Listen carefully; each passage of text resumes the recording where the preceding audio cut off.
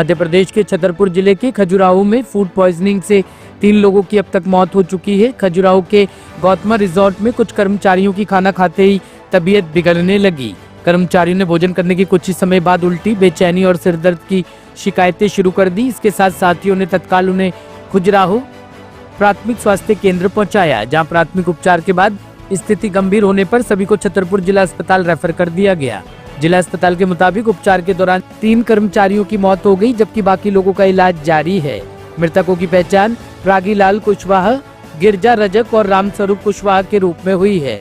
मुख्य चिकित्सक एवं स्वास्थ्य अधिकारी डॉक्टर आरपी गुप्ता ने बताया कि सोमवार को खजुराहो प्राथमिक स्वास्थ्य केंद्र में कुल 9 लोग फूड पॉइजनिंग के लक्षणों के साथ पहुंचे थे। सभी की गंभीर हालत को देखते हुए जिला अस्पताल भेजा गया था। उन्होंने कहा कि कुछ मरीजों को आगे इलाज के लिए ग्वालियर मेडिकल कॉलेज रेफर कर दिया गया था, जबकि 3 कर्मचारियों की मौत हो गई है। खजुराहो से आती है काम करने, जिला अस्पताल आ गई। एक ही परिवार की या सब जन के अलग अलग परिवार? नहीं, अलग अलग परिवार। को है संग और जन के नाम का और भी है। कितने लोगों की तबीयत खराब हुई है? 4 लोग हैं यहाँ पे। अभी हमारे पास CSC खजुराहो से 8 पेशेंट आए हैं, रेफर किया गया था, जिनको संभवतः फूड पॉइजनिंग बताई गई है। कहाँ के लोग अभी सभी लोग खजुराहो से रेफर होके आए हुए हैं। कहाँ से हैं इसके बारे में अभी ज्यादा मेरे को जानकारी नहीं है, और सभी को अभी जिला अस्पताल में भर्ती कर दिया है और जिनका इलाज चालू है अभी।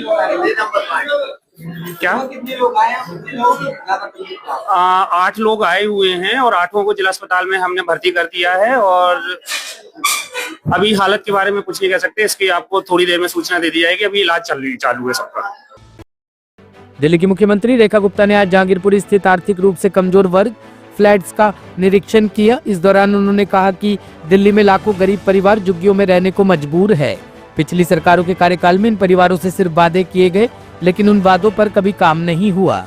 उन्होंने कहा आज की सरकार ये सुनिश्चित करने की दिशा में काम कर रही है कि सभी गरीब परिवारों को अपना घर मिले। जिस योजना पर हम काम कर रहे हैं उसके तहत इन फ्लैट्स को एक संपूर्ण मॉडल के रूप में तैयार किया जा रहा है, जिसमें सभी सुविधाएं उपलब्ध होंगी। दिल्ली में लाखों गरीब परिवार जो झुग्गियों में रहने के लिए मजबूर हैं, जो पिछली सरकारों के राज में केवल उनके लिए बातें होती थी, कभी उनके लिए कोई काम हुआ नहीं है। आज वर्तमान की सरकार, भारतीय जनता पार्टी की सरकार, उन सभी गरीब परिवारों को उनको अपनी छत मिले, इसके लिए काम कर रही है। आज जहां पर हम खड़े हैं ये भलसवा के वो फ्लैट हैं जो कि 2016 में बनके तैयार थे। 2016 से 2025 तक आप ये समझिए कि ये पूरी तरीके से खंडर अवस्था में पहुंच गए हैं, पर पिछली सरकार ने किसी गरीब को ये मकान रहने के लिए दिए नहीं। कितना बड़ा धोखा है दिल्ली की जनता के साथ, आप यहाँ पर देख सकते हैं। ये जो हजारों फ्लैट केवल इस भलसवा के प्रीमिसेस में 7400 फ्लैट बने हुए हैं, और ये वर्षों से पड़े पड़े मिट्टी हो गए, खंडर हो गए, इसका सारा सामान यहाँ से गायब हो गया।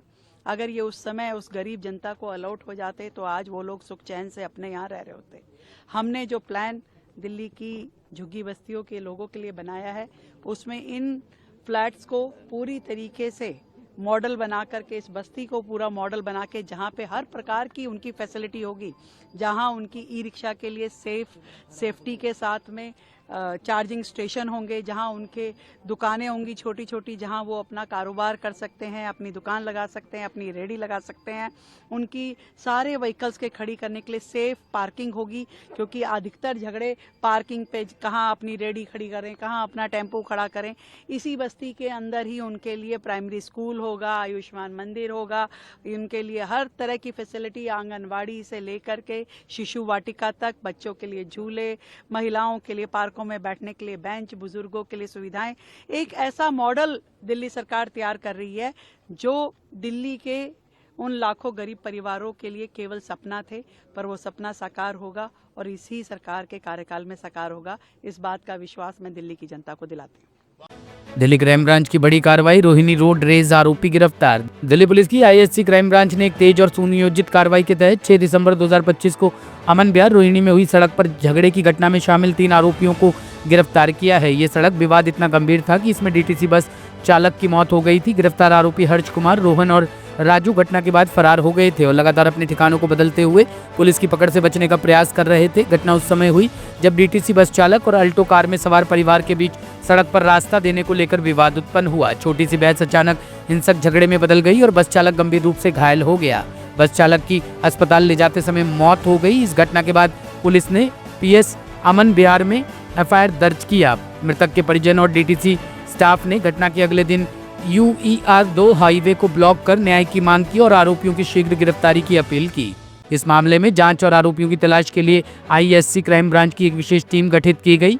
टीम का नेतृत्व इंस्पेक्टर सत्येंद्र पुनिया और इंस्पेक्टर सोहन लाल ने किया, जबकि SI Mukesh, ASI Suresh Kumar, head constable Ravinder और हेड कांस्टेबल दलवीर ने भी इसमें सक्रिय भूमिका निभाई। तकनीकी निगरानी, फील्ड इंटेलिजेंस और लगातार पैटर्न ट्रैकिंग के माध्यम से टीम ने आरोपियों के ठिकाने का पता लगाया और उन्हें दिल्ली के गांव कराला के पास पकड़ लिया। पूछताछ के दौरान ये सामने आया कि आरोपी घटना के बाद अंडरग्राउंड हो गए थे और पुलिस की पकड़ से बचने के लिए लगातार अपने ठिकाने बदल रहे थे। टीम की सतत निगरानी और रणनीतिक कार्रवाई के चलते आरोपियों को गिरफ्तार किया जा सका। ये कार्रवाई ISC क्राइम ब्रांच की कुशल, तेज और प्रभावी कार्रवाई को दर्शाती है। ब्यूरो रिपोर्ट, टीम तफ्तीश न्यूज।